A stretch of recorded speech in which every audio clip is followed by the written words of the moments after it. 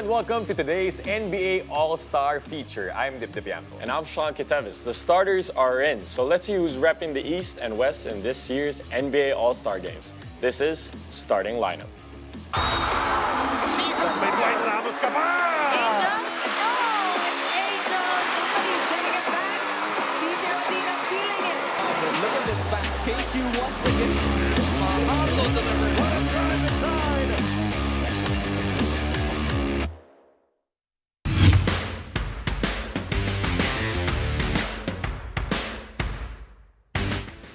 We are more or less a couple of weeks away from the NBA All-Star Weekend, and the fans have spoken as well as some of our media friends and the players on who the NBA All-Star starters are. And to join us on the show tonight, the basketball vets, the analysts, we have Nikki, Villasin, and of course, Renzo, Subido, and my guy here, Shai Gilgeous-Alexander. Guys, it's a whole discussion about the NBA All-Star Weekend happening in San Francisco in a couple of weeks. Let's get to it, talk about the players that are part of the starters in the Western Conference. First, unahin na natin Stephen Curry, no surprises. He is an 11-time All-Star already. Your thoughts on this pick, Nikki? I feel like it's a no-brainer considering he is notably the best point guard, right, to be in the NBA. And it would be kind of wrong to not include him. I mean, despite, I guess it's controversial because they're standing currently this season, but I mean, all arguments aside, you're not going to count Stephen Curry out for a starting five lineup. That's amazing to hear that. I mean, Renzo, you were a point guard yourself, shooting big shots in the UAP.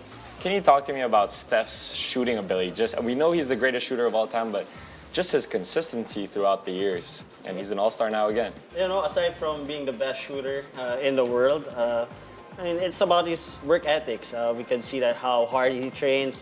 You know, a lot of interviews and footages in the YouTube, like how hard he trains. Very extraordinary for an NBA player. And as Nikki mentioned, I like what she said. Na, despite the record being that, you can see his struggles in the interviews, how he's sort of getting tired a bit in terms of losing, but the caliber is there, and how he's been playing this season is still stellar. And I mean, he's a competitor at the heart, and he's won multiple championships, and that's a result of his attitude to his craft. Right. And Nikki, you're a coach as well. Talk to me, how important is that as a player? It's really important. I mean, you talked about earlier, like, work ethic. There was a video that I had seen a long time ago, and it was like Stephen Curry working out, and he had said, like, he gets, like, super pissed off if he misses more than 2 shots in a row. And I think just even, like, as a player, like, to have that mentality alone already sets you apart from other people. And it's just a no-brainer to kind of want him to be a part of the All-Star game every single year. Yeah, and shoot or shoot, as they say, alam ni Renzo yan, diba? It's all about confidence. Yes, sir. Right, so joining him on the backcourt, this guy, baka you want to introduce him kasi parang backcourt kasama ni Steph. I already know who you're to say. Yeah, this is one of my favorite players to watch. Nikki expressed how good he is as a player as well. Talk to me, Nikki. Right. Shai Gilgeous-Alexander. What's his game like? First of all, me and Dyp have beef about him because I am just a diehard. Because he's averaging 31, and he's kind of head-to-head right now with Nikola Jokic for the MVP.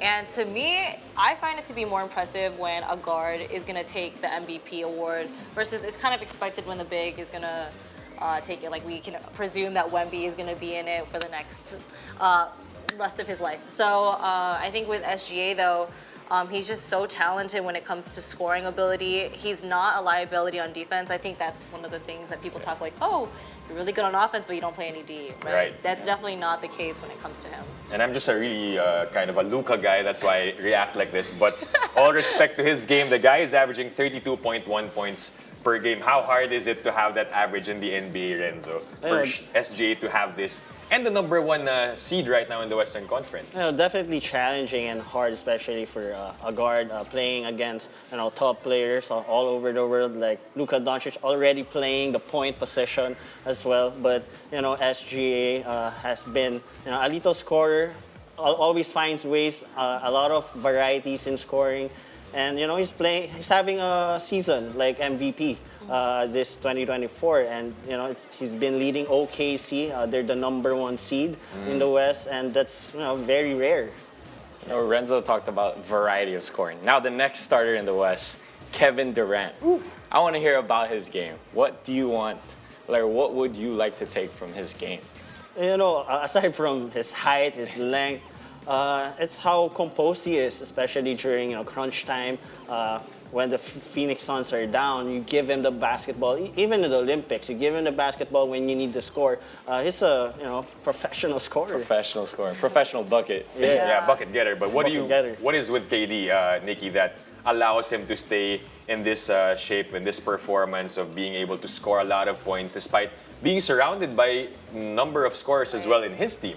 I think it's just the attitude. I think if you just know like KD for like how he presents himself, at least in interviews, he's just a dog.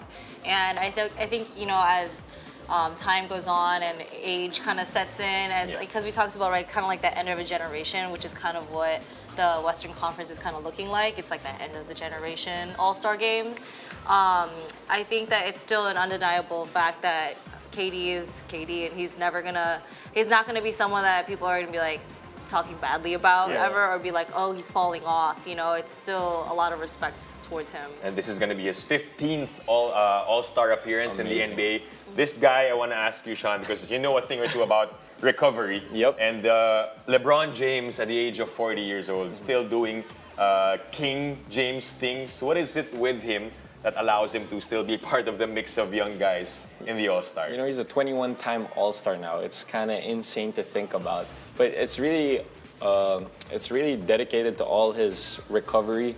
He takes care of every detail in his work ethic, and he's dominating the game with great basketball IQ. So, his body might give in a little, but his basketball mind will always be there. Yeah. Do you think, though, that he deserves to be in the All-Star game this year, given the other players that could have been That's a voted good question. in? She's putting me on the spot there. She's putting me With on the the spot age there. and then all the controversy kind of surrounding LeBron this year, do you think he should be? He really should be in this year's All-Star? I would say he does deserve it because Okay. of just the longevity of greatness he has presented to the NBA. And he is still like the face of the NBA, Right. face of this generation. I Yeah. think he deserves So it's it. not just charity to have we have to have LeBron there. You're saying he that guy deserves, in. he deserves to be there because of his performance, right? Just to add to that, a lot of people are saying that everything he's been doing now it's impossible, but that's not the case. It's proving everyone wrong that even at 40 years old, if you take good care of your body, then everything's possible. Yeah, and it shows, but we know that what he wants more than anything is to win Yeah. another title. But first things first, he'll be part of the All-Star weekend. Last but not the least, we have to talk about this guy kasi magagalit yung producer natin, si Rain Tixon dito. Nikola Jokic of the Denver Nuggets looking for another MVP award this season, but he's part of the All-Star. His game not so flashy, but when you see him in the All-Star, it's always fun to see the Joker. I mean, despite him not being a flashy player, the Denver Nuggets suffer without him. And he is definitely somebody that you need to have on the court. He's the best big in the NBA, and I think it's honestly amusing that he doesn't even really want to be there. I think he'd much rather be riding his horses in Right. Serbia. But it doesn't matter. He's definitely supposed to be in that lineup. If it wasn't, it definitely would have been 1B, because I guess it's they're always pinned up against each other. But I love Jokic, and I won't take that away. Yeah, Renzo, can you just touch on that? Just how important is Jokic's basketball IQ in a game where it's the stars of stars? Yeah, honestly, he's the perfect example of a modern big man right now that can play multiple positions, can score from outside, can even bring down the ball like a point guard. And it's the way he plays the game the right way, make the right decisions, making sure his teammates are involved, and he's leading Nuggets the right way, being the leader that he is. So this Western Conference starters squad, well-known names, pretty much a mainstay in that Western All-Star lineup. We have Stephen Curry, Shai Gilgeous-Alexander, Nikola Jokic, Kevin Durant, and LeBron James. So we're done with the Western Conference, but we're not yet done with these two analysts, Sean. Absolutely. After the break, we'll move to the East as we continue to break down the starters. Stay tuned. You're watching Starting Lineup.